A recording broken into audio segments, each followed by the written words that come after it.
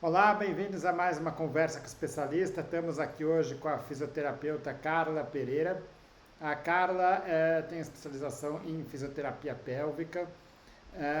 Ela tem especialização em sexualidade humana pela Faculdade de Medicina da USP. É doutora e mestre pela Faculdade de Ciências Médicas da Santa Casa de São Paulo. Coordena um curso de pós-graduação em fisioterapia do homem e da mulher na Santa Casa e é membro da Associação Brasileira de Estudos em Medicina e Saúde Sexual. Além disso, atua com uma clínica particular, que é a Clínica Suia, aqui em São Paulo. Né? Então, primeiramente, Carla, bem-vinda, obrigado pela sua disponibilidade e vamos discutir agora sobre o vaginismo. Eu que agradeço, boa tarde, doutor João, e muito bom estar com vocês, e vamos lá bater um papo. Ótimo. Então, para começar, o que é o vaginismo, Carla? Bom, o vaginismo nós temos algumas classificações, tá? Até 2013, ela era considerado um espasmo da musculatura, uma contratura anormal da musculatura do terço distal da vagina. A partir de 2013, ela começou a ser classificada dentro da dor genitopélvica ou transtorno de penetração, e isso pelo DSM-5 e o CID-10, né? Agora nós estamos no CID-11, já há 3 anos. Ele continuou sendo como uma contração involuntária da musculatura da vagina, basicamente, e o CID-11 traz para a gente aí também esse conceito, mas com alteração da atividade elétrica desses músculos. O que acontece? Ao invés da musculatura relaxar, a mulher, por algum motivo, seja ele qual for, ela contrai, ela fecha o canal da vagina, né? Então, ela impede aí a penetração, que seja de um pênis, de um dedo, ou até mesmo para fazer um exame ginecológico, né? A penetração, né? Colocação de um espéculo, evitando assim. E nós temos alguns graus de vaginismo, né? Desde o mais leve até o mais grave. Ótimo. Você poderia descrever um pouco como é que são esses graus? Tá. Olha, o vaginismo, o grau mais leve seria um grau que, conversando, para eliminar, né, exercícios respiratórios, ela consegue relaxar e permitir aí algum grau de penetração, seria o grau 1. E aí, o grau 2, eu já tenho uma contração não só da parte da vagina, mas a gente também tem uma contração aí de adutores, dos músculos da coxa, glúteos, né? O grau 3, até o grau 2 ainda consegue uma certa penetração, a partir do grau 3 já não consegue.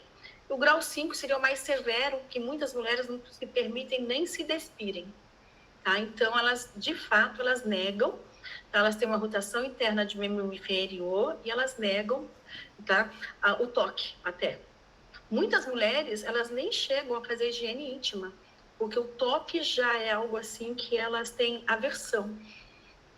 O vaginismo hoje, ele representa em torno de 15% dos casamentos não consumados. Porque para se considerar que o casamento foi consumado, civilmente, tem que haver uma penetração vaginal.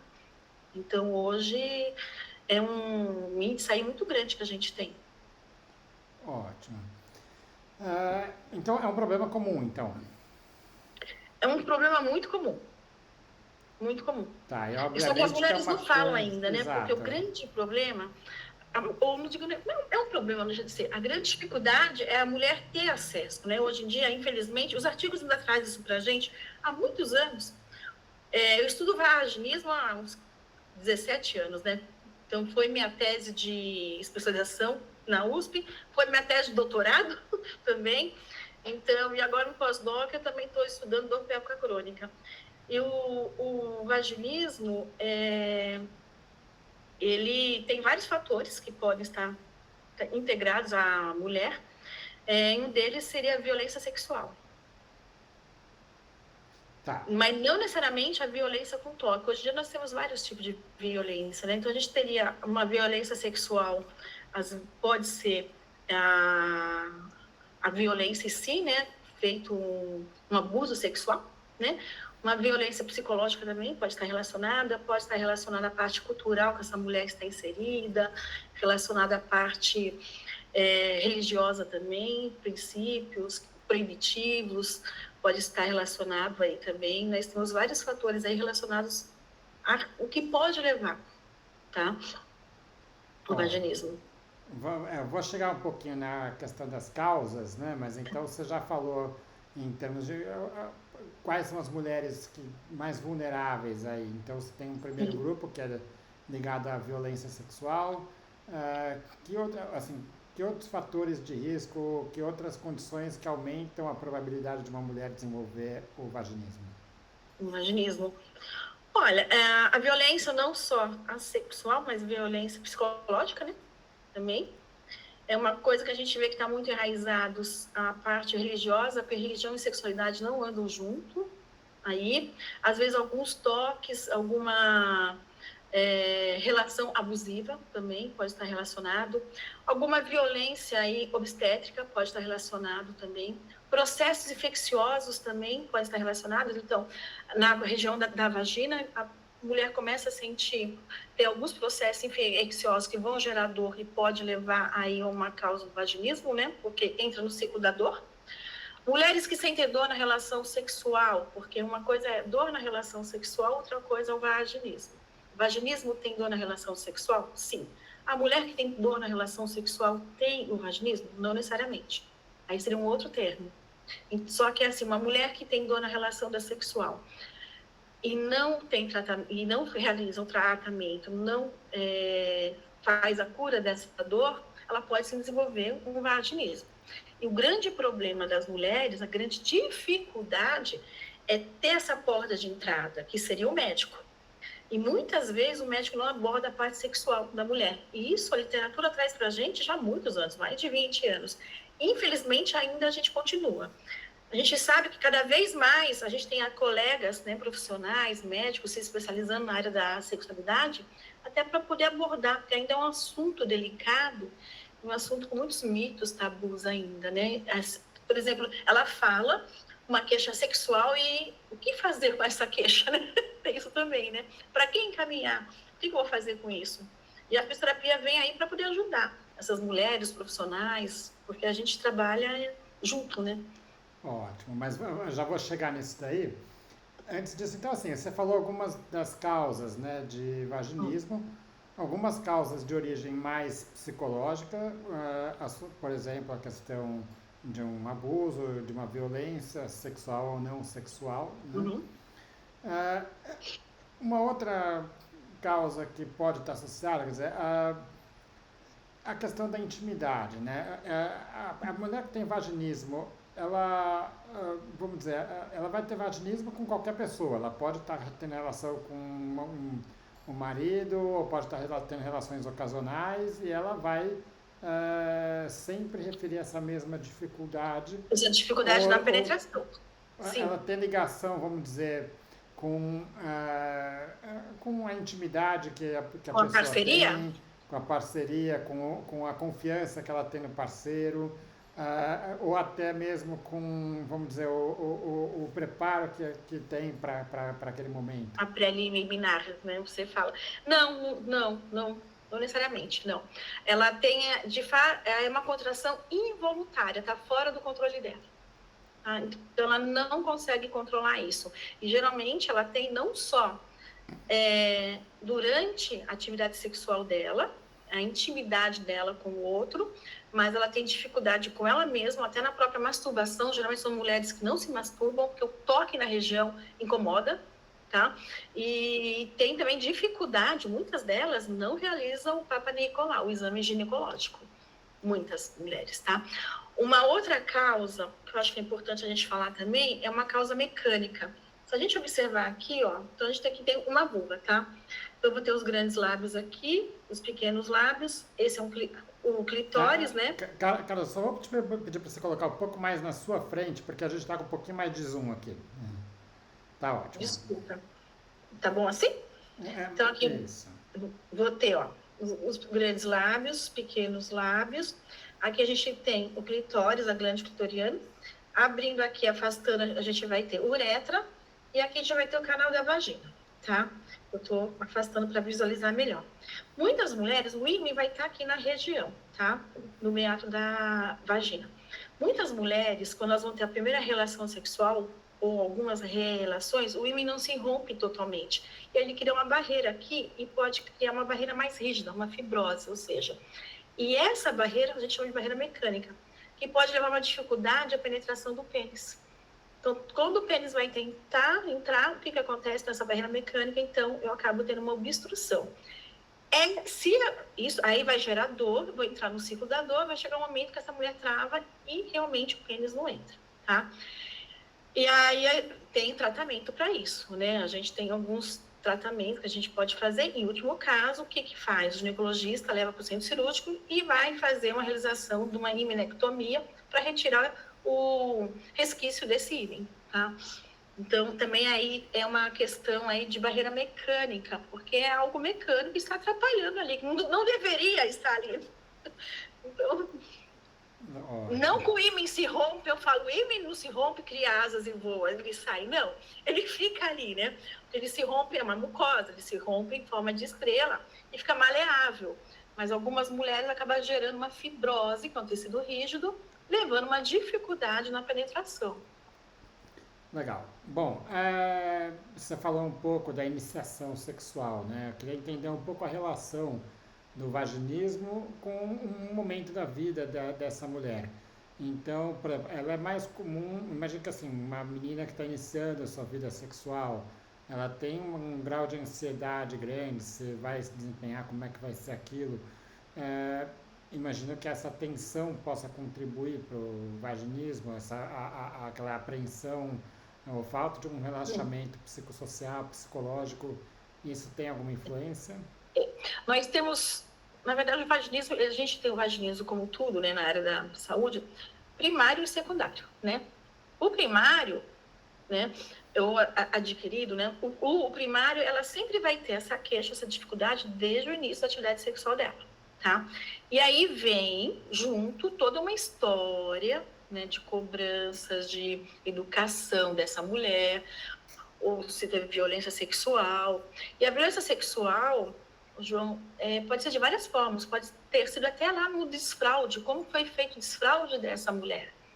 E não necessariamente está relacionado a um ato sexual em si. Porque a gente tem algumas fases do desenvolvimento psicossexual que passa pela fase oral, pela fase anal. Então, tem várias fases aí que pode estar relacionado lá atrás, na vida dessa mulher. Então, o primário vai estar relacionado a isso, a questões que essa mulher traz aí da sua vida, seja cultural, seja educação familiar, seja religiosa, seja alguma experiência violenta que ela teve. Aí, quando ela vai começar a ter relação, ela acaba tendo uma aversão aí até a figura masculina ao pênis, porque acaba correlacionando a uma violência, né, uma agressividade, ela acaba relacionando a isso. E isso não quer dizer que todas as mulheres que sofreram uma violência sexual, o abuso, né, elas vão desenvolver um vaginismo. Isso não. Mas a gente observa que muitas mulheres com esse diagnóstico, elas trazem consigo histórias, né, essas histórias. Então, pode estar relacionado, sim, a isso, a uma ansiedade. Mulheres que geralmente elas têm uma religião muito mais, como que eu posso te falar? Não restrita, como que eu posso te falar? Mas Rígida, uma coisa mais rígida, uma formação mais rígida, tá? Mais rígida. Então, as mulheres, elas acabam, a gente observa que muitos casais acabam casando jovens, né, para poder se permitirem, porque aí, a partir do casamento, é permitido ter uma relação sexual. E aí vem toda assim, uma bagagem atrás de cobrança, de proibição, que é feio, que é sujo. E na hora que ela vai se relacionar, mesmo com o parceiro dela, com o marido dela, ela não está pronta para isso, né? Então, vem várias questões psicológicas aí, sociais nela, que ela acaba travando. E aí, muitas vezes, acredito, quer dizer, o homem querendo fazer a relação, talvez até forçando um pouco aquilo, e fala, pô, tá casado, mas não tem a relação, e a mulher não tem, talvez não dê aquele tempo para a mulher que ela precisa para poder e aí deve potencializar, né? Eu acho, a gente precisa desmistificar algumas coisas, né? A sociedade, a mídia coloca que romper um ímã é algo fácil, muito fácil, né? Não é fácil. A mulher, né, tem experiências. Tem mulheres que, de fato, na primeira relação sexual, com penetração, o ímã vai se romper e vai ter uma certa facilidade aí desse pênis entrar nessa vagina, tá? E tem mulheres que não. Tem mulheres que elas requerem aí uma série aí, ou mais vezes da atividade sexual com penetração até conseguir romper. Então, tem tudo isso também. A parceria, como que isso está sendo levado, tá? A gente fala o seguinte, o que é esperado? O esperado é ter uma relação sexual, ter a penetração, tudo correr bem, tá? Agora, e mesmo assim, no começo, no início de algumas da atividade sexual, pode ter uma certa dificuldade, mas depois de um tempo isso passa. O que não pode é perdurar essa dificuldade e essa dor. Não pode ser sofrido para essa mulher. Muitas mulheres falam, parece uma faca entrando dentro de mim. E o sexo, ele tem que ser prazeroso, né? Não pode ser relacionado à dor, que é uma coisa negativa, né? Ótimo. Ah, bom, a gente falou muito da mulher jovem, né? Eu queria ir para o outro extremo, para menopausa ou idosas. Tá.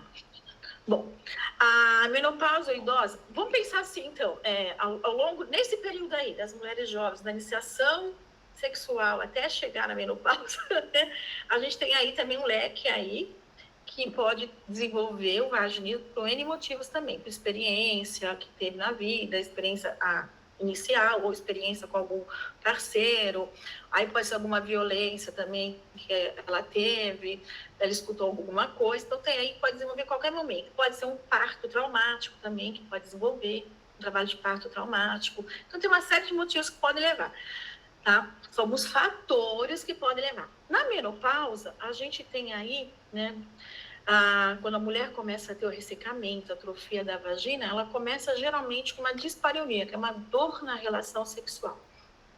Nem muitas vezes isso daí vai ser um vaginismo. Mas se ela não tratar isso, ela pode sim evoluir para um vaginismo, que aí ela começa a fazer o quê? Vou me envolver, vou entrar na intimidade com a minha parceria.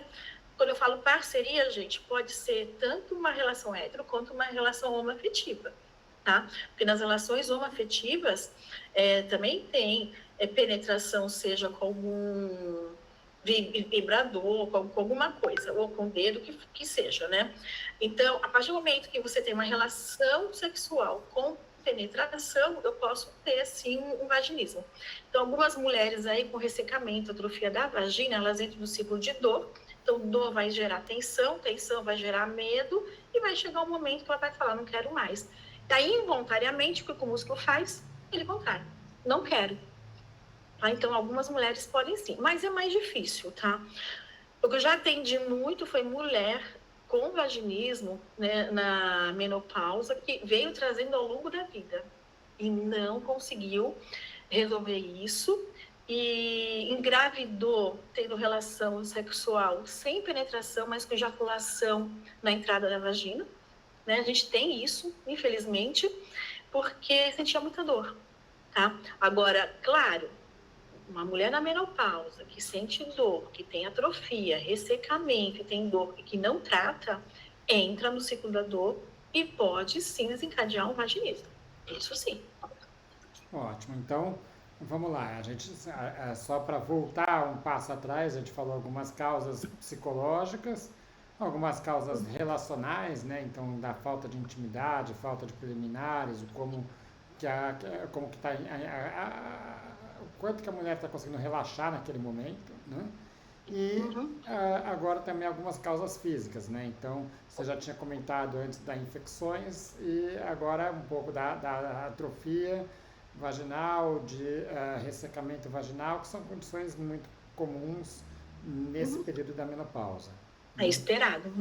Ótimo. E aí, bom, chegou para você lá no seu consultório uma mulher com essa queixa, né, de que não consegue gerar aquela penetração, não consegue se permitir aquilo, porque que tem dor, que não, enfim, como é que essa mulher chega para você? Como é que é aquela avaliação inicial? Como é que ela te traz essa queixa? Como é que é essa abordagem inicial? Geralmente as mulheres que chegam pra gente, elas chegam com o desejo de gestar. Eu quero engravidar e eu quero, ou você precisa salvar meu casamento. tá? Então, elas chegam geralmente assim, já no desespero, porque ela já vem ao longo dos anos tentando, falando, e geralmente as pessoas não escutam, né? E quando chega pra gente, ela chegou assim, no desespero mesmo. Quando a mulher tem um grau de vaginismo mais leve, é mais fácil da gente lidar. Claro, quando ela permite o toque, quando ela permite a avaliação, quando ela permite a gente observar, isso sim. Bom, quando ela chega para a gente, então tem toda uma avaliação, anamnese que a gente faz, desde a vida intrauterina, entender como é que foi a gestação, porque às vezes a mãe não queria também essa gravidez, tem isso também que passa, e ao longo da vida essa mãe vai falar para essa criança, para essa menina que ficar grávida é ruim. Então também tem isso, as questões dos medos que pode levar essa mulher a travar. Então a gente vai investigar como é que foi o desfraude dessa criança, tá? Como que foi dentro de casa a relação do pai com a mãe, como que foi a relação dela com os pais, como que foi a educação sexual dela dentro da família, que isso é muito importante. A religião, como que é a religião dela, como que é visto o toque, a parte sexual dentro da religião, como que se ela se masturbava, se ela não se masturba, como que é isso para ela, se teve alguma violência dentro de casa, com o pai, com a mãe, se ela presenciou alguma violência ou algum gesto obsceno fora de casa ou dentro de casa. Então tem um leque bem amplo aí. E tudo isso pode aí reverter em questões negativas na vida sexual dessa mulher, tá? Se teve infecção, se não teve infecção, se a relação dela com a parceria é boa, né? Como que é essa relação com a parceria. Então, e a gente vai descartando algumas coisas. Aí vai para a avaliação física. A avaliação física a gente observa desde o pé, né? As tensões que tem, porque muitas mulheres com vaginismo, elas chegam para a gente com artelhos em garra, de tanta tensão. Tá? Rotação interna de fêmur, elas chegam literalmente fechadas. Eu não quero, tá? Então a gente vai avaliar a parte da musculatura, tanto de membro inferior, abdômen, respiratória, ver como é que essa mulher tá. A parte do assoalho pélvico, muitas delas não permitem, já tive paciente que não permitiu nem tirar a roupa, se despir. Foi tudo muito aos poucos. Aquela que permite, a gente vai observar a parte, como é que está a parte dessa vulva, a hidratação da vulva, se tem alguma aderência, alguma cicatriz, porque às vezes pode ter. E aí a gente vai tocar toda a região de períneo para ver como é que está a tensão desses músculos, tá? E a partir daí, se ela permite ou não a gente avaliar internamente, a maioria não permite, a gente vai traçar um plano aí terapêutico para essa mulher. Tá.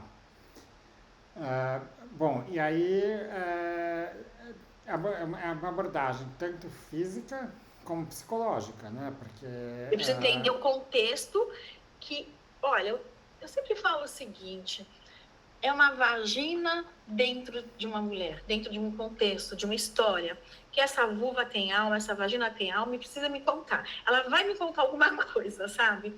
Então, ela traz consigo uma história que a gente vai respeitar essa história e entender. Eu preciso escutar, porque o corpo fala. Então, não é simplesmente só um músculo da vagina.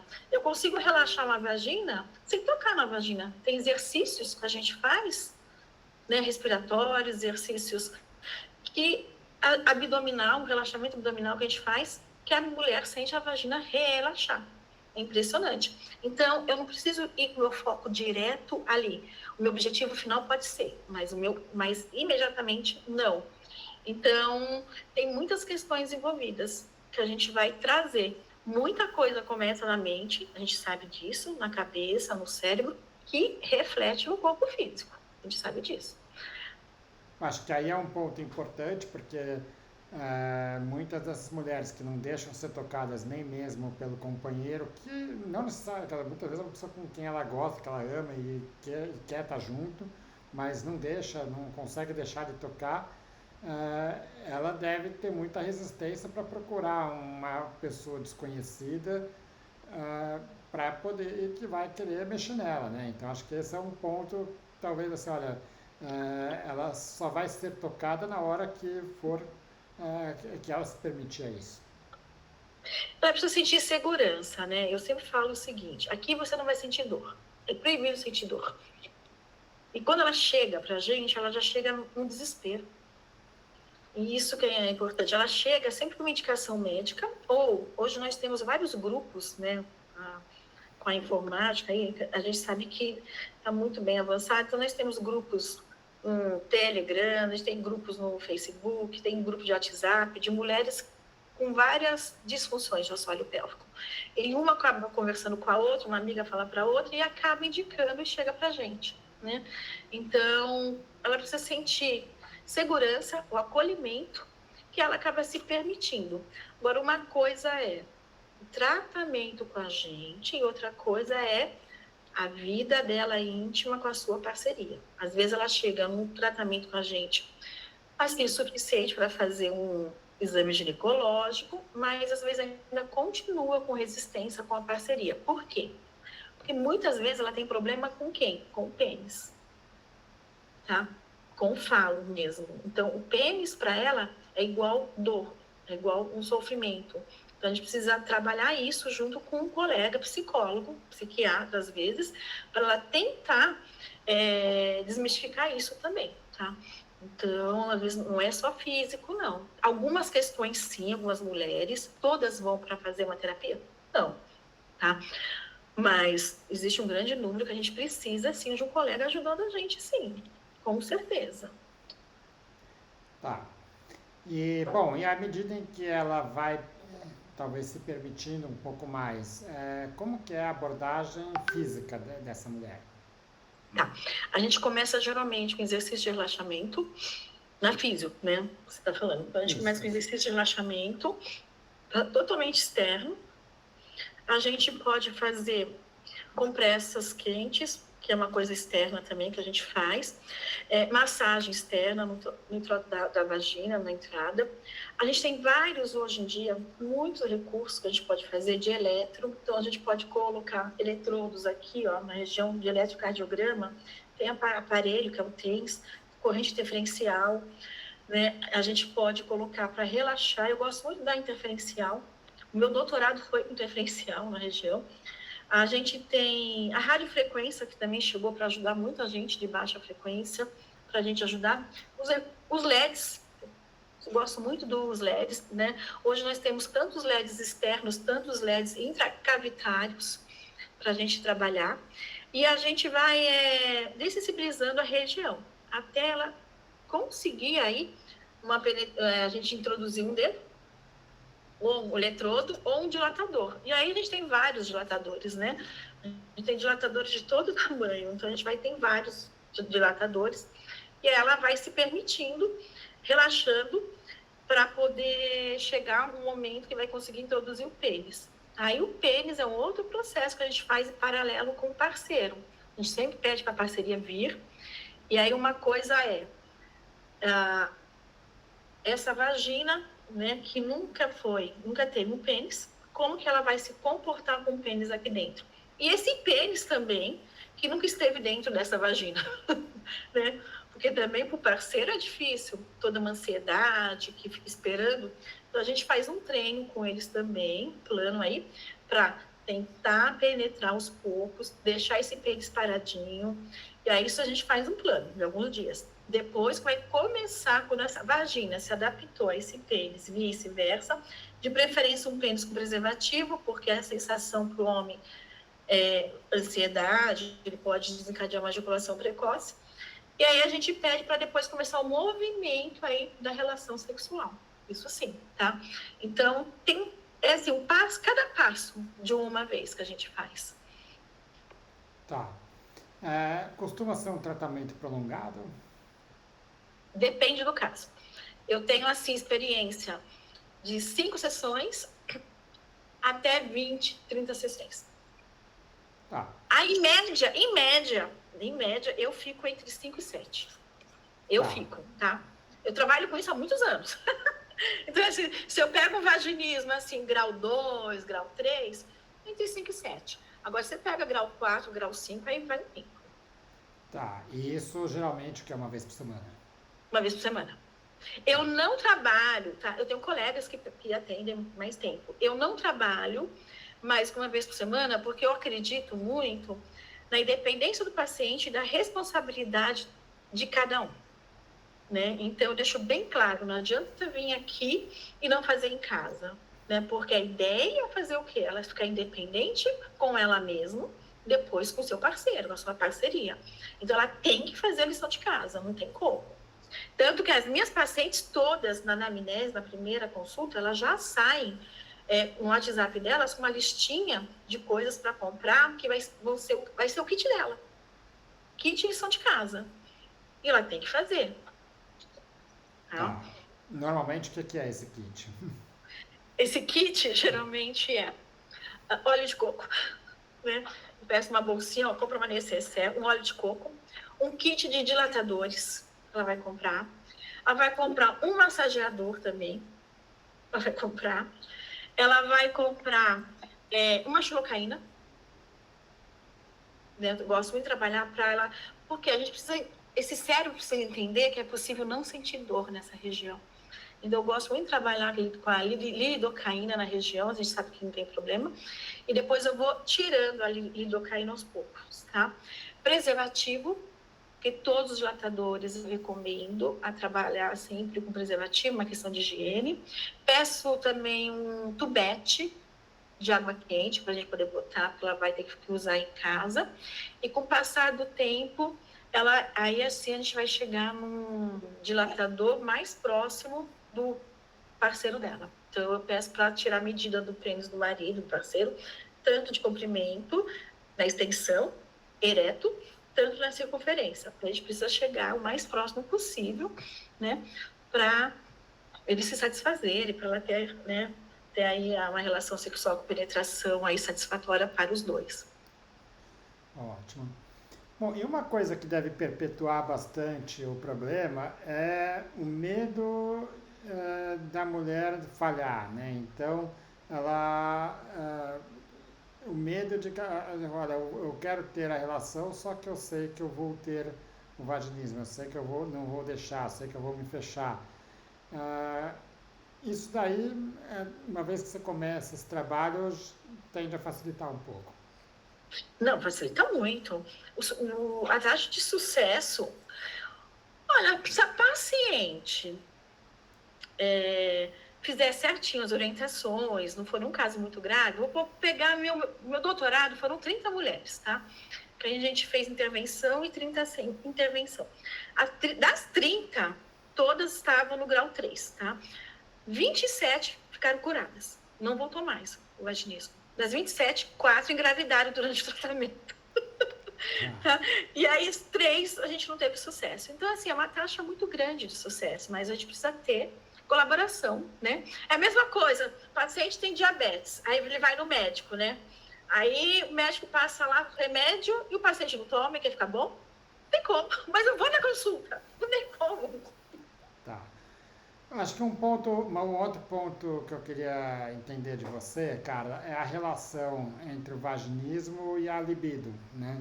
Até porque acredito que muitas mulheres devem procurar porque querem ter a relação e outras devem procurar porque sabem que se não fizer isso o casamento vai embora, né?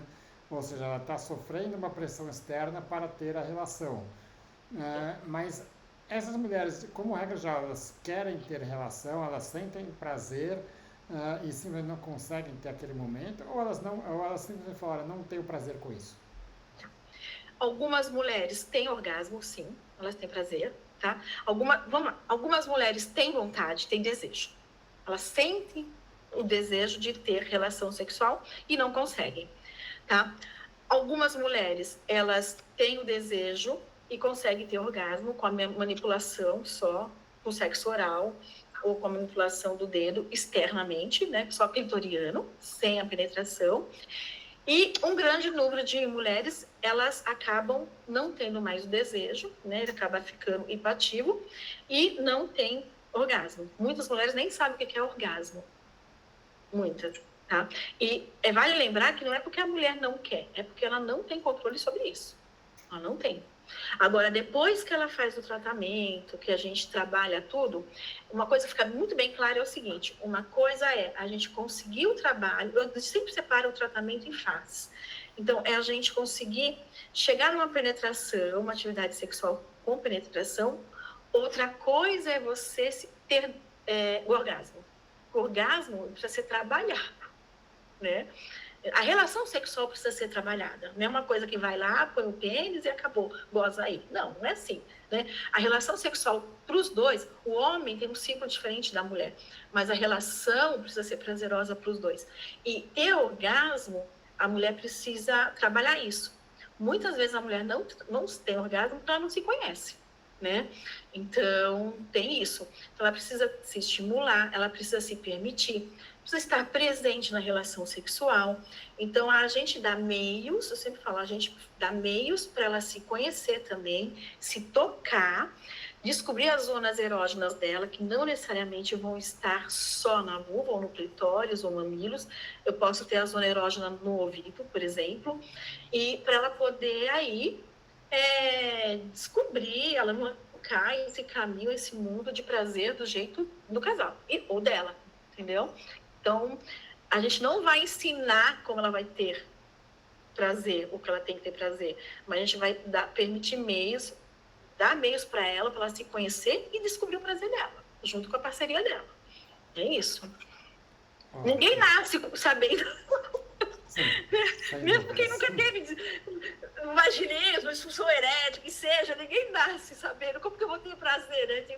Por isso que... E o prazer sexual está muito relacionado ao desenvolvimento sexual lá da infância.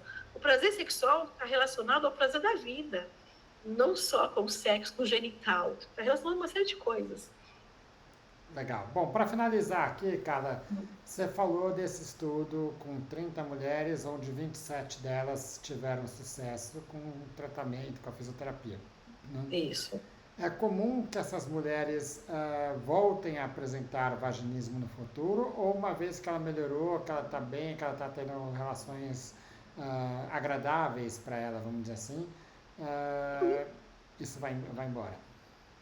Olha, se tiver questões psíquicas muito fortes, pode voltar. Se não forem tratadas, tá?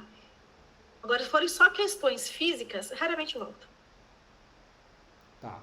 As físicas que a gente tira da frente, que a gente trata, tem uma parceria boa, raramente volta. Agora, não adianta eu tratar. Eu já tive paciente de violência sexual, ela não queria ir para psicóloga. Uma questão também aí de pagar tudo, né? Financeira. Eu abri mão do tratamento, falei, primeira etapa, você vai se tratar, e aí quando você estiver pronta, psiquicamente, você vem que a gente vai tratar o físico. O ideal é a gente fazer as duas coisas juntas, mas às vezes nem sempre dá. Então, se tiver fatores muito enraizados nessa mulher psíquicos, pode voltar, se não for tratado, sim. Pode. Tá ótimo. Carla, eu queria te agradecer mais uma vez, acho que deu para entender os parâmetros gerais aí de abordagem do vaginismo, um problema que, vamos dizer, como você falou, bastante comum, ou relativamente comum, embora que pouco a gente fale, né? Quer dizer, certamente a gente conhece muita gente que sofre com isso sem que a gente saiba, né?